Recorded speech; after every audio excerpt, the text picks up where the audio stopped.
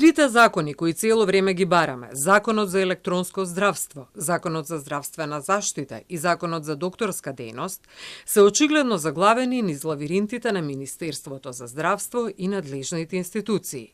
Реагираат од Сдруженијето на семејни лекари.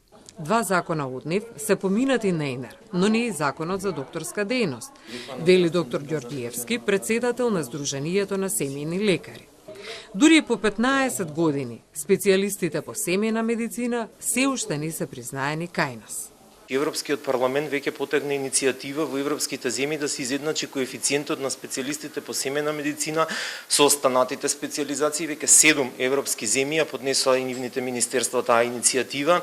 За прв пат на симпозиумот кој го имавме оваа година чувме од Фондот за здравство дека ќе направи одредени разлики помеѓу општите лекари и специјалистите по семејна медицина. Се надеваме дека тоа ќе се одвива малку побрзо и побрзо ќе бидеме соопштени како вид на разлики. Но и покрај тоа што семејниот лекар има голем број компетиции, тоа не е соодветно вреднувано. Во голем број случаи се одразува и на пациентите, вели Ѓорѓиевски. Се уште имаме лекови како еден инхалаторен спреј за нос, а ова е земја на алергиски реакции и хронични риносинусити, ние мораме да добиеме препорака од специјалист по ОРЛ.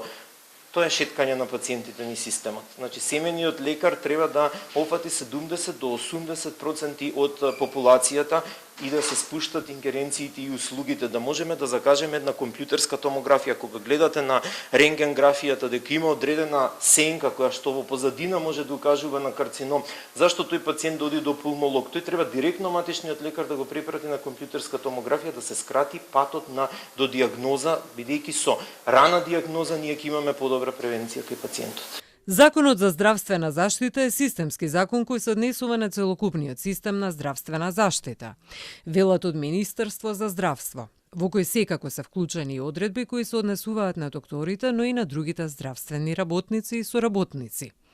Сите потребни измени кои се однесуваат на докторската дејност ќе се внесуваат во Законот за здравствена заштита, стои во дописот на надлежното министерство.